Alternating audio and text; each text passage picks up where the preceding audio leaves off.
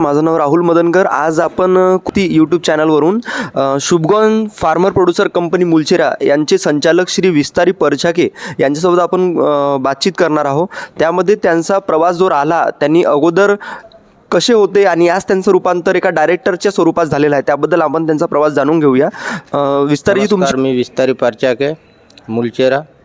माझी परिस्थिती पहिले बहुत गंभीर होता. मी तेलंगणा इथं तिथं जाऊन बहुत वनमजुरी करत होतो. आता शुभगॉनमध्ये मी संचालक म्हणून काम करत आहोत. माझी आर्थिक परिस्थिती बरीच चांगली आहे. तुमच्याकडे म्हणजे तुम्ही हा जो प्रवास सुरू केला, शुभगॉन फार्म प्रोड्युसर जेव्हा कंपनी स्थापित झाली तेव्हा काय रूप होता? सुरुवातीला कशी होती कंपनी? सुरुवातीला तर कंपनी बहुत याच्यामध्ये होते की परणी वगैरे जेव्हा मी जुडलो तेव्हापासूनच आम्ही बिझनेस सुरू केलो. तर आता लोक नाही का आम्हाला हे दसपर्णी अर्क निंबोडे अर्क हे काय आहे म्हणून विचारतात. त्याची आम्ही थोडासा फार मार्गदर्शन करतो.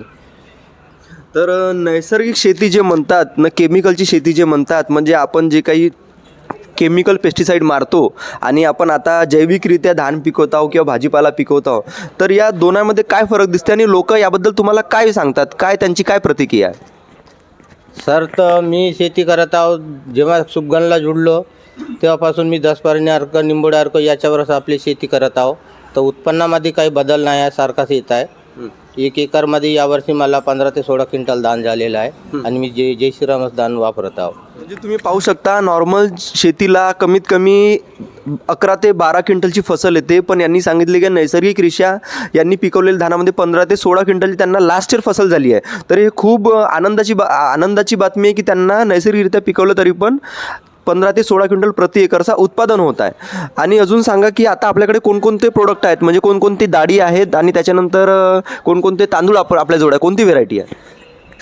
आमच्याकडे जय श्रीराम तांदूळ आहे, बरबटी आहे, मूग आहे, कुडता आहे आणि चेन्ना आहे, बेसन आहे. हे आम्ही दरवर्षीप्रमाणे कृषी महोत्सवला इथं नाही का स्टॉल मांडतो आणि विक्री करून गावाकडे परत जातो. धन्यवाद विस्तारीजी. सोबत